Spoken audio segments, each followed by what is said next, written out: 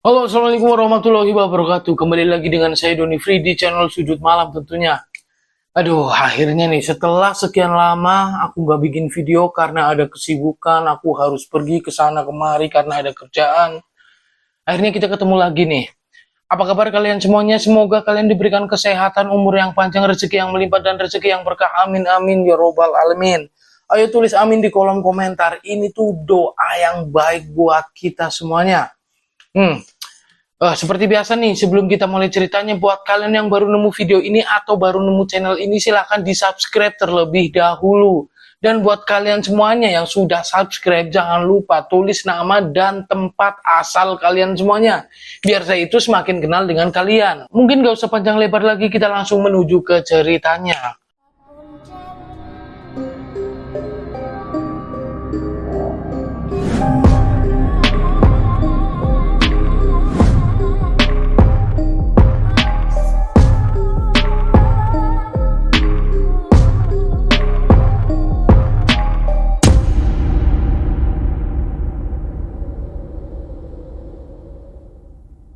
Cerita ini terjadi pada tahun 1997.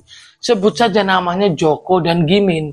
Mereka berdua ini pada saat itu masih berstatus bujangan. Jadi di sebuah desa yang berada di Jawa Barat, desa yang mereka berdua ini tinggali itu sangat terpencil. Dan di desa tersebut itu ada salah satu juragan sayur, sebut saja namanya Pak Gatot. Joko dan Gimin pada saat itu tuh bekerja dengan juragan Gatot nih. Jadi mayoritas warga yang berada di situ itu bekerja sebagai petani atau buruh petani. Tidak terkecuali Joko dan Gimin. Dan suatu ketika ibunya si Gimin ini dia itu sakit-sakitan. Dia itu sampai bingung nih si Gimin bagaimana caranya dia itu membawa ibunya untuk berobat. Sedangkan penghasilannya saja dari bertani itu hanya cukup dibuatnya untuk makan. Ya, jadi di sini Gimin itu dia itu anaknya itu tinggi, putih, dia itu bersih dan ganteng, bisa disebut dia itu jadi incaran para wanita yang berada di desa tersebut. Nah, si Gimin ini dia itu bekerja bersama ayahnya di tempatnya juragan Gatot. Jadi Gimin dan ayahnya itu bekerja sebagai buruh tani gitu loh. Kadang dia mencangkul, kadang dia memanen dan lain sebagainya gitu. Lah karena di sini ini mereka berdua itu bingung banget. Akhirnya bapaknya si Gimin dia itu meminjam uang kepada juragan Gatot dan dipinjamkan nih dari juragan Gatot. Berarti total dipinjami uang sekitar 4 juta rupiah. Tetapi pada saat itu uang 4 juta ini itu gede banget. Dan uang 4 juta ini dijadikan untuk berobat. Untuk ibunya si Gimin. 1 tahun setelah itu ibunya Gimin ini malah meninggal dunia. Dan hutangnya bapak dan Gimin ini kepada juragan Gatot itu masih ada. Nah setiap hari juragan Gatot ini dia itu menanyakan kepada si Gimin dan kepada bapaknya kapan mereka berdua ini bisa membayar hutangnya lunas. Tetapi ya namanya mereka berdua itu bekerjanya itu bareng sama juragan Gatot dan upahnya juga sangat kecil. Jadi mereka berdua itu tidak bisa menjanjikan kapan mereka berdua ini membayar hutang kepada juragan Gatot. Si Gimin ini pernah berpikiran untuk merantau nih. Tetapi oleh sahabatnya, oleh si Joko, Gimin itu dilarang dengan alasan bahwasannya bapaknya si Gimin ini sudah tua dan sekarang di rumah itu hanya ada Gimin dan bapaknya. Bagaimana nanti kalau Gimin pergi merantau? Nanti siapa yang mau jagain bapaknya si Gimin? Karena ya namanya orang juga sudah tua kan, nggak tahu nih kapan dia sehat terus gitu loh. Nah di sini ternyata apa yang diomongkan atau yang diobrolkan oleh si Joko itu benar-benar merubah pikirannya si Gimin. Si Gimin pun akhirnya dia itu mengurungkan niatnya untuk bekerja di luar kota. Akhirnya Gimin ini kembali lagi bekerja kepada juragan Gatot. Jadi setiap hari mereka itu berangkat ke ladang nih. Mereka bekerja di setiap harinya, kadang menanam sayuran, pokoknya semua pekerjaan yang ada di ladangnya juragan Gatot mereka semua itu kerjakan. Dan di sini juragan Gatot ini mempunyai seorang anak nih. Anaknya itu masih gadis, sebut saja namanya Wita. Lah ternyata si Wita ini itu suka sama si Gimin. Ya karena memang si Gimin ini dia itu perawakannya tinggi, putih, pokoknya ganteng banget. Si Gimin ini bisa dikatakan cowok paling ganteng atau remaja paling ganteng yang berada di desa tersebut. Nah, pada saat itu masih ada nih, masih tradisi jodoh menjodohkan, itu masih kental banget pada saat waktu dulu gitu loh. Nah, di sini ternyata si Wati ini ngomong sama bapaknya, sama Juragan Gatot, bahwasannya dirinya ini suka sama si Gimin. Lewat bapaknya inilah si Wati ini pengen si Gimin itu didekatkan dengan dirinya. Nah, akhirnya di sini timbullah ide dari bapaknya si Wati atau Pak Gatot, bahwasanya nanti jika bapaknya Gimin dan Gimin ini tidak bisa membayar hutang lunasnya selama waktu 2 bulan, si Gimin ini harus menikahi anaknya Juragan Gatot, yaitu si Wati. Ketika bapaknya Gimin dan Gimin mendengar berita itu, ya langsung shock lah, kaget. Nah di sisi lain si Wati ini menurut si Joko itu nggak cantik-cantik banget. Digambarkan si Wati itu anaknya pendek, hitam. Ya mungkin ketolong si Wati ini anaknya Juragan Gatot. Jadi dia itu pamornya tinggi karena dia anak orang kaya yang berada di desa tersebut. Setelah mendengar kabar itu, jelas saja si Gimin ini menolak. Dia itu nggak mau lah dijodohkan sama si Wati. Sedangkan di luar sana itu banyak banget kok wanita-wanita yang ngantri yang pengen jadi istrinya si Gimin.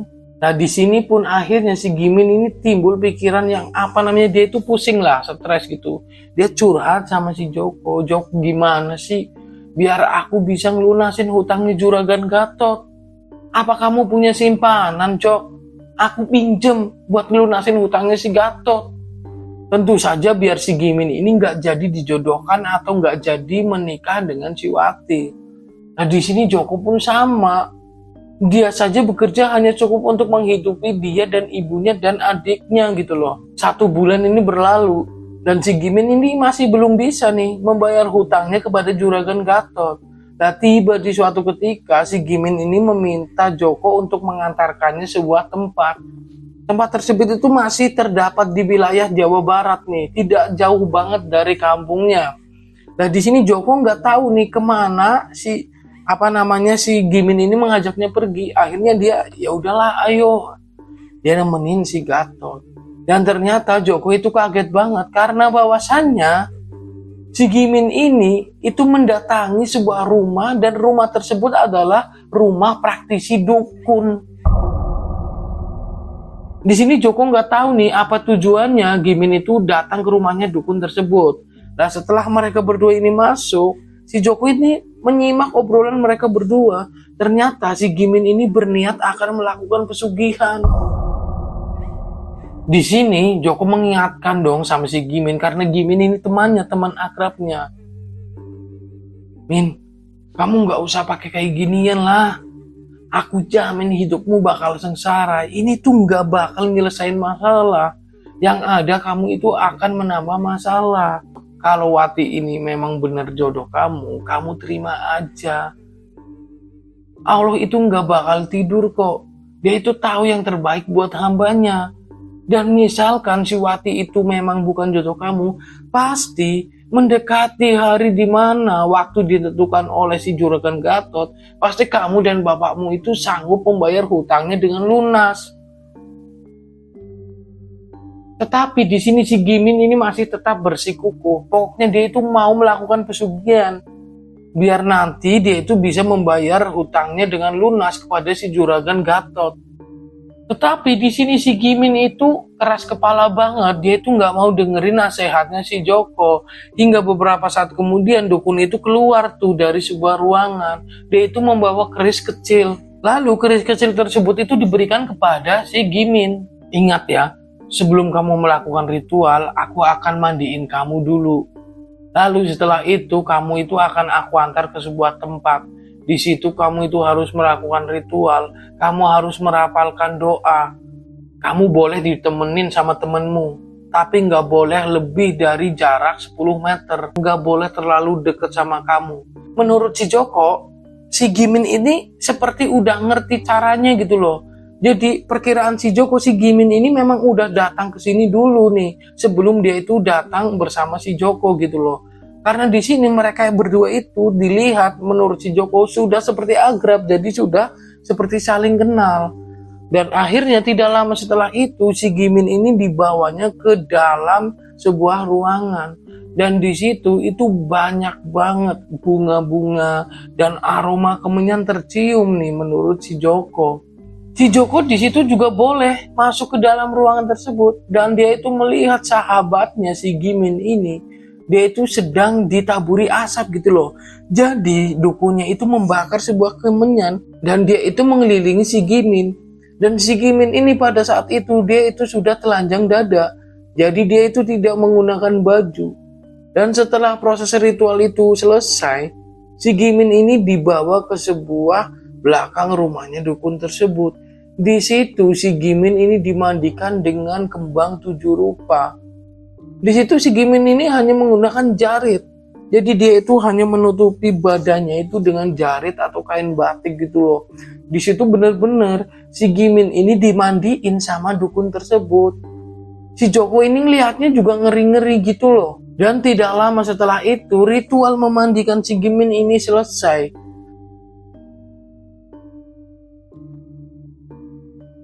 Dan ternyata pohon tersebut si Joko ini udah pernah dengar bahwasannya pohon itu dulunya itu emang sudah dikeramatkan dari zaman dulu gitu loh. Pohon itu sudah menjadi atau sudah beredar cerita-ceritanya tentang kemistisannya pada zaman dulu sampai sekarang gitu loh. Nah akhirnya di sini Joko sebenarnya itu agak takut, gimana ya mau nemenin si Gimin, enggak. Kalau nggak ditemenin kasihan. Di sisi lain dia juga takut gitu loh. Akhirnya ya sudahlah dia memutuskan untuk tetap menemenin sahabatnya atau si Gimin. Setelah Gimin sudah sampai di bawah pohon tersebut, dia itu langsung menyalakan api kecil. Jadi dia itu membawa seperti ukup atau kendil kecil gitu loh. Setelah apinya menyala, ditaruhlah kendil tersebut itu di depan pohon besar. Jadi beda ya, Gimin itu kan di bawah pohon besarnya. Tetapi api yang menyala itu ditaruh di depannya itu agak jauh. Dan di situ terlihat si Gimin itu seperti menaburkan sebuah bubuk gitu loh. Dan menurut si Joko bubuk itu adalah kemenyan. Karena setelah si Gimin ini menaburkan bubuk tersebut, si Joko ini merasakan atau mencium bau kemenyan gitu. Nah, tidak lama setelah itu dia itu langsung melakukan ritual. Mulutnya itu terlihat dia itu seperti membaca mantra atau apalah menurut si Joko. Dan tidak lama setelah itu turun hujan nih. Pokoknya keadaannya menurut si Joko pada saat itu tambah nakutin banget, tambah mistis. Nah di sini tetapi ada yang menurut Joko ini nggak masuk akal. Padahal hujan itu pada saat itu gede banget. Bahkan si Joko saja dia itu sampai basah kuyup. Tetapi kendil tersebut nih yang ada api kecilnya itu benar-benar nggak mati loh. Padahal sudah tersiram air hujan dan itu banyak banget air hujannya karena pada saat itu hujan turun lebat. Tetapi ya udahlah, dan tidak lama setelah itu hujan ini reda nih. Dan dia itu melihat pada saat keris yang diberikan oleh si Mbah Dukun tersebut kepada si Gimin pada saat mereka berdua ini sebelum melakukan ritual ke situ, tiba-tiba saja itu mengeluarkan seperti cahaya gitu. Dan keris itu berdiri nih di depannya si Gimin. Si Joko ini melihat gitu. Dan setelah kerisnya itu berdiri, tiba-tiba saja dari dalam pohon tersebut itu keluar seperti kain kafan. Dan Joko bener-bener ngeliat itu langsung gitu loh, gitu. Jadi kain kafannya itu langsung keluar dari pohon tersebut. Dan menurut si Joko ini nggak masuk akal banget. Dan setelah kain tersebut keluar, itu langsung nih akhirnya si Gimin membuka matanya. Dia langsung meraih atau mengambil kain tersebut, melipatnya, dan dia pun membawa kendil tersebut dengan keris dan kain tersebut. Si Gimin ini berdiri, lalu menyamperin si Joko nih. Ayo Jok, udah selesai. Kita ke tempat Mbah Dukunnya lagi. Nah, setelah mereka Nah, setelah mereka berdua sampai di rumahnya Mbah Dukun tersebut, si Joko ini menguping nih pembicaraan antara si Mbah Dukun dan si Gimin. Jadi ternyata bener nih, ritualnya si Gimin ini bakalan selesai jika nantinya itu keluar sebuah kain dari dalam pohon tersebut. Dan di situ memang benar kain tersebut itu keluar nih dari pohon tersebut. Nah setelah itu si Mbah Dukun ini kembali menjelaskan bahwasannya persyaratannya setelah ini si Gimin ini harus menikah. Jadi nanti pada saat malam pertama kain tersebut ini itu harus digunakan untuk apa namanya ya? Untuk menjadi alas di mana si Gimin ini melakukan hubungan badan dengan istrinya. Nah, tetapi di sini istrinya Gimin lah yang akan dijadikan tumbal nih. Nah, jika prosesi itu berhasil, maka si Gimin ini secara goib dia itu akan mendapatkan emas yang sangat banyak. Jadi dijelaskan nantinya ketika si Gimin ini udah menikah, nanti istrinya tersebut itu akan dibacain doa-doa. Lah secara tidak langsung setelah itu istrinya dari si Gimin ini tiba-tiba itu akan pingsan. Nah, lalu dibawalah istrinya si Gimin ini ke belakang rumah. Jadi hubungan bersetubuh itu harus dilakukan di luar rumah dan menggunakan apa namanya alas kain yang didapatkan dari pohon tersebut gitu loh. Nah nanti setelah si Gimin ini berhasil melakukan hubungan badan 7 hari setelah itu, maka istrinya ini akan meninggal dunia dan secara goib si Gimin ini akan mendapatkan emas yang sangat banyak. Mendengar obrolan mereka berdua, si Joko ini agak kesel juga sih sama si Gimin. Kenapa sih Gimin mau ngelakuin ini gitu loh? Ini tuh nggak main-main, kok Gimin mau sih? Nah, tidak lama setelah itu akhirnya si Gimin ini keluar dan langsung mengajak si Joko ini pulang. Dan di tengah perjalanan mereka berdua itu ngobrol. Jadi mereka berdua ini tidak memiliki kendaraan apapun. Jadi mereka berdua ini harus berjalan kaki. Dan jaraknya itu agak jauh dan memerlukan waktu untuk berjalan itu sekitar 4 jam. Dan di perjalanan mereka, si Joko dan si Gimin ini terus bercerita nih. Nah di sini si Gimin mengungkapkan bahwasannya itu pas banget nih. Dia bakalan nikahin si Wati. Tetapi untuk syarat pesugihan tersebut. Nah di sini dia juga mengatakan sama si Joko bahwasannya ketika dia itu melakukan hubungan badan di belakang rumahnya, itu jangan sampai ada orang yang tahu atau jangan sampai kepergok. Dan nantinya jika ada orang yang tahu, nantinya si Gimin lah yang akan meninggal dunia dan dia itu gagal melakukan pesugihan tersebut. Singkat cerita akhirnya di sini Gimin itu menerima perjodohannya dengan si Wati. Di sisi lain sebenarnya si Joko ini dia itu suka sama si Wati. Dan dia tuh berpikir keras bagaimana caranya si Wati ini bisa lepas dari si Gimin. Karena dia tuh tahu bahwa Wati ini mau dijadikan tumbal. Beberapa waktu kemudian akhirnya datanglah waktu di mana si Gimin dan si Wati ini melakukan pernikahan.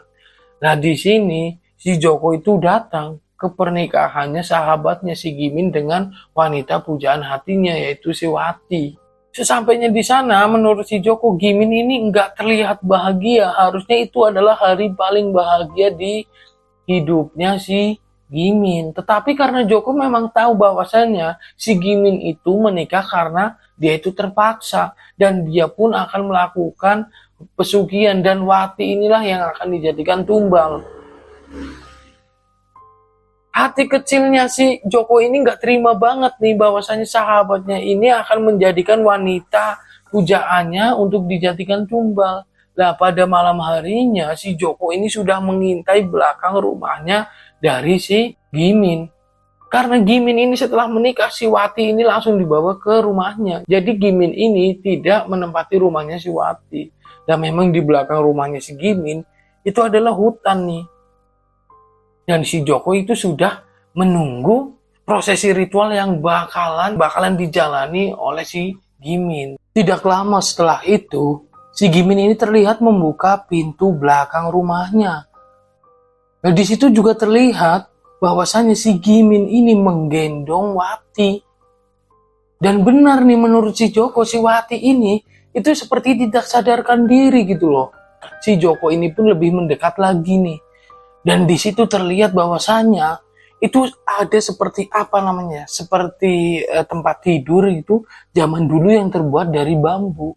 Dan atasnya itu memang sudah ada kain putih yang didapatkan si Gimin ini pada saat dulu ritual. Dan tidak lama Wati ini langsung diletakkan di atas kain tersebut. Tidak lama itu Wati pun dibuka nih bajunya sama si Gimin. Dan di sini si Joko ini melihat bahwasannya si Gimin dan si Wati pada saat itu sudah sama-sama telanjang bulat. Dan di situ mulai si Gimin ini menciumi seluruh badannya si Wati. Dia itu mencium lehernya si Wati sampai ke kakinya si Wati. Tetapi si Joko ini juga agak ngeri juga nih. Karena dia itu melihat secara samar-samar bahwasannya si Gimin ini seperti terlihat seperti ular loh. Jadi tubuhnya itu agak bersisik. Karena semakin penasarannya si Joko ini, dia itu langsung mendekat lagi nih. Dan secara tidak sengaja si Joko ini menginjak bambu. Dan itu menimbulkan suara gitu loh. Dan di sini membuat si Gimin kaget. Dan akhirnya di situ Gimin melihat si sosok Joko. Dan Joko pun di situ teriak. Dan teriaknya itu cukup keras dan membuat si Gimin ini tiba-tiba saja kaget. Dan si Gimin akhirnya ini berlari nih menuju arahnya si Joko. Karena teriakan Joko ini sangat keras, akhirnya itu membangunkan rumah yang berada di sekitarannya rumah si Gimin. Orang-orang itu pada keluar nih. Nah, di situ terlihat si Joko ini, dia itu melihat dengan jelas. Dia itu melihat bahwasannya Gimin ini itu mengeluarkan ular dari mulutnya dan dia itu mengeluarkan darah. Dan tidak lama setelah itu si Gimin ini benar-benar jatuh ke tanah dan dia pun diperiksa sama si Joko dan dia sudah tidak bernafas lagi. Dan di sini akhirnya semua warga yang melihat kejadian itu langsung menolong si Gimin itu tanpa mereka tahu apa yang sedang terjadi. Mereka itu langsung mengangkat Gimin. Dan warga juga dikejutkan nih pada saat mereka semua ini mengangkat si Gimin, tiba-tiba saja sebelum masuk ke dalam rumahnya si Gimin, jasadnya Gimin ini berubah menjadi seekor ular. Sontak mereka itu yang awalnya memegang jasadnya si Gimin, dia langsung melepaskan tangannya. Dan tidak lama setelah itu tiba-tiba saja si Wati ini berteriak, dia itu sadar, dia itu nangis gitu loh, kayak kesurupan gitu. Dan akhirnya semua warga teralihkan dengan si Wati dong, dan si Wati ini ditolong. Dan akhirnya beberapa warga yang lain itu mencari lagi nih tempat di mana tadi ular atau jasadnya si Gimin itu dilempar oleh warga yang tadi menggotongnya gitu. Dan dicarinya di situ itu benar-benar nggak ada. Bahkan beberapa warga yang tadi mengangkat jasadnya si Gimin itu membenarkan bahwasannya dia itu melemparkan di sebelah sini. Dan di situ itu hanya ada darah. Jasadnya Gimin ini nggak ada, bahkan atau ular yang tadi itu juga tidak ada. Dan sampai sekarang akhirnya jasadnya Gimin ini nggak diketemukan. Dan si Wati ini pun berubah menjadi gila. Dan 4 tahun setelah kejadian itu akhirnya Wati ini pun meninggal dunia. Dan cerita pun berakhir. Jadi setelah itu warga di situ tuh rame banget karena si Joko ini sudah menceritakan apa yang dialami oleh si Gimin. Dan ternyata dukun tersebut itu pun akhirnya diusir nih. Dukun yang berada di kampung sebelahnya si Joko dan Gimin itu diusir dari kampungnya karena dia itu seperti mengajari orang-orang di situ tuh aliran sesat seperti itulah. Dan lewat kejadian itu akhirnya si Joko itu harus kehilangan sahabatnya dan orang yang dia cintai. Oke, jadi terima kasih buat teman-teman semua yang sudah menonton cerita ini. Dan tentunya buat teman-teman semua yang mempunyai pengalaman mistis mengenai pesugihan dan lain sebagainya dan ingin diceritakan ulang oleh saya, silahkan kirimkan saja ceritanya melalui Instagram saya @doni_free. Silahkan kalian DM, nanti saya akan bawakan ceritanya di sudut malam. Dan akhirnya saya Doni Free pamit undur diri, sampai berjumpa di video berikutnya. Wassalamualaikum warahmatullahi wabarakatuh.